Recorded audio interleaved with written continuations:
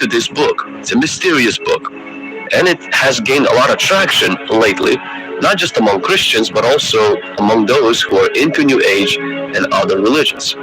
So first and foremost, what is this? The Book of Enoch is an ancient book with 5 separate parts by different authors, plus segments from the Book of Noah thrown in there for good measure. Who wrote this book? Actually, nobody knows who wrote this book. The authorship of the Book of Enoch, like many other ancient books, is not very clear. It is attributed to Enoch, the great-grandfather of Noah, but it was not actually written by him. Enoch is considered a legendary figure, and the attribution to him is part of this work that's called pseudepigrapha.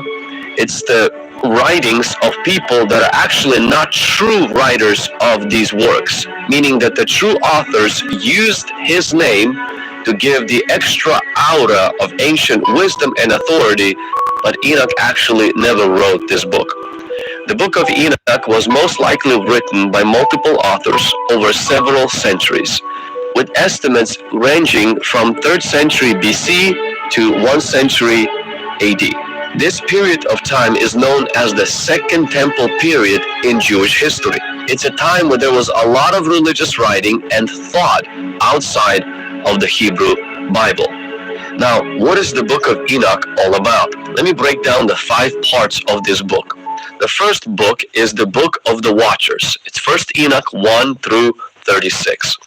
Now, this section tells about the fallen angels who are called the Watchers, who descend to the earth and marry human women, resulting in the birth of hybrid giants known as the Nephilim. You probably have heard a similar story in Book of Genesis. Enoch is the righteous man chosen by God to receive wisdom and knowledge.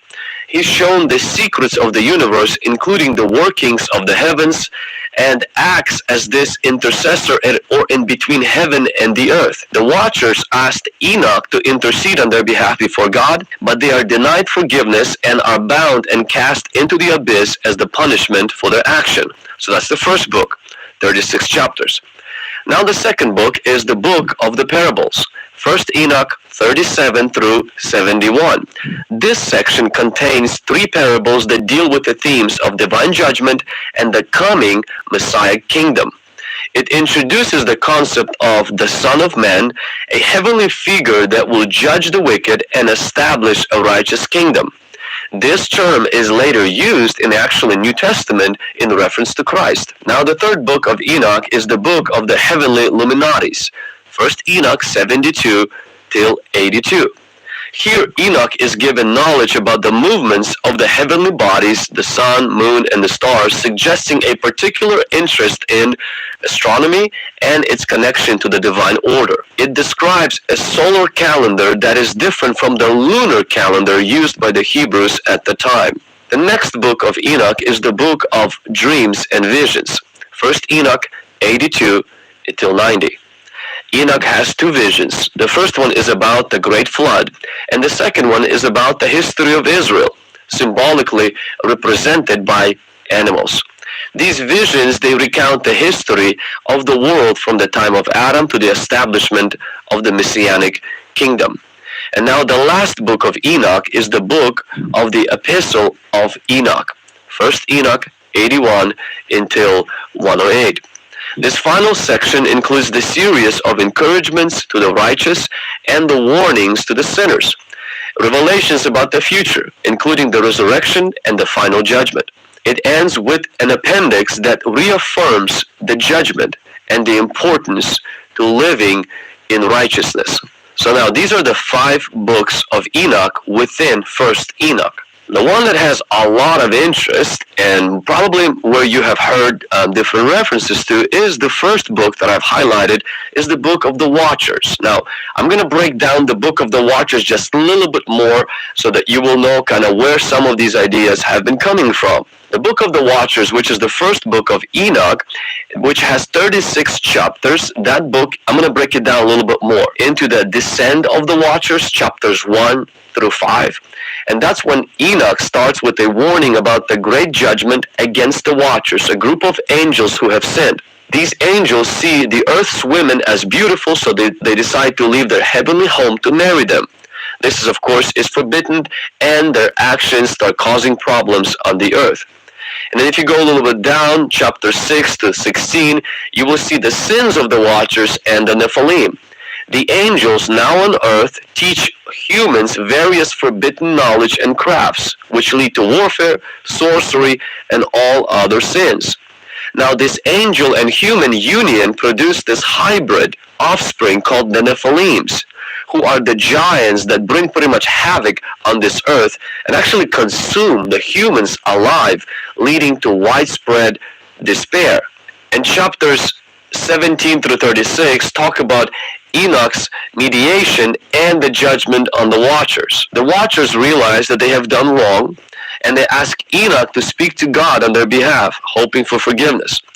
Enoch ascends to the heavens, where he receives visions and is told about the natural order and why the Watchers cannot be forgiven. God declares that the Watchers must be bound and imprisoned in the earth, and their giant children must be eliminated. And the judgment is carried out, and the Enoch is given more revelations about the workings of the cosmos. You probably have heard this, especially in reference in book of Genesis, about the sons of God, sleeping with the daughters of men, and then this hybrid offspring is being produced, and then the flood comes in to wipe out the hybrid offspring. And there's a lot of debate on that. There's some people saying that they were just the descendants of Cain. I lean more toward the fact that they were actually angels who have rebelled against God and who have violated their domain and have created a hybrid descendants or hybrid humans that were devouring people, and then God had to wipe them out. And so, but this actual idea is also supported in the book of Enoch. That's not why I lean toward that idea, because it's supported in the book of Enoch, but it seems to make most sense in concerning the explanation of Genesis chapter 6. And I have other videos that deal with that we will link below. Now, why was the book of Enoch not included in the Bible? Now, the term pseudepigrapha refers to the collection of ancient books written from about 200 BC to about 280, and they're not considered a part of the canon by most Jewish and Christian traditions. The word pseudepigrapha actually comes from Greek words meaning false and to write, indicating that the works are falsely attributed to authors who did not actually write them. So that kind of tells you right away why it's not in the Bible.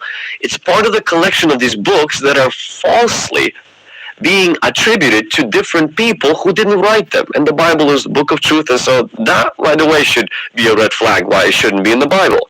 Now, these texts often bear the names of biblical characters, but they were not written by them or within their lifetime. The book of Enoch is not included in the Jewish or Christian scriptures, with an exception actually of Ethiopian Orthodox Church, which regards the book of Enoch as part of the canon, as part of the scriptures. But the Jewish and the Christian scriptures do not have it. Now, Jude actually quotes the first of Enoch. Jude chapter 1 verses 14 and 15 says, "Now Enoch, the seventh from Adam, prophesied about these men also, saying, Behold, the Lord comes with 10,000 of his saints to execute judgment on all, to convict all who are ungodly among them of all their ungodly deeds, which they have committed in an ungodly way, and of all the harsh things which ungodly sinners have spoken against him." Now, it actually quotes from 1 Enoch 1:9. I'm going to read it to you straight from 1 Enoch. "And behold, he cometh with 10,000s of his holy ones to execute judgment upon all, and to destroy all the ungodly, and to convict all flesh of all the works of their ungodliness which they have ungodly committed, and of all the hard things which ungodly sinners have spoken against him." So Jude quotes from Enoch, but it does not mean that all of the book of Enoch is inspired. Paul quotes a pagan philosopher in Titus 1:12, but it doesn't mean that everything that this philosopher wrote is the Holy Scripture. No scholar believes that the book of Enoch was truly written by Enoch. So just because Jude quotes a portion of Enoch does not mean that Jude thought that the entire book of Enoch was valid or that it was Scripture. Finally, what should Christians do about this mysterious book of the first Enoch? It does provide insights into the beliefs and culture and religious understanding of this period between the Old Testament and the New Testament. Also, it gives us some understanding about the Second Temple Judaism. It's important to understand the Second Temple Judaism because it was this forming period for both Judaism and Christianity. We also see that the themes that are in Enoch, they do appear in New Testament passages. Not only the reference of Jude, but also even this idea of judgment, the coming of the Messiah. These themes are in the New Testament, as well as it has apocalyptic genre.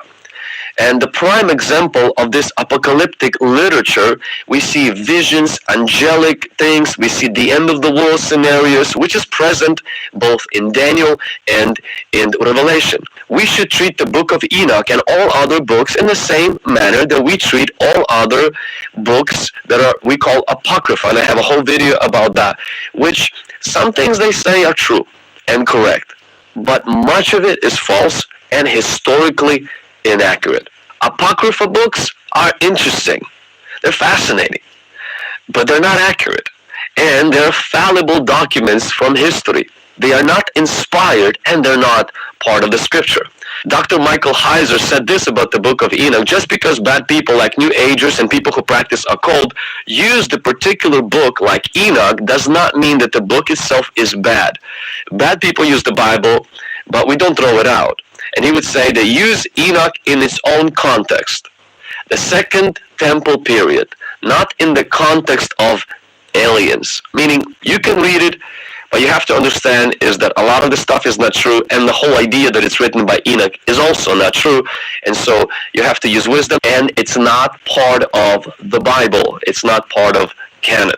It's not because Christians were trying to reject some mysterious information, is because a lot of that information is deeply flawed. So if you've never read the book, well, this gave you pretty much a little summary. If you've read it, I'm pretty sure you came to the similar conclusions. And so if you've enjoyed this video, let me know in the comments below what you learned today. Share this with other people. And as always, don't forget to hit like, subscribe,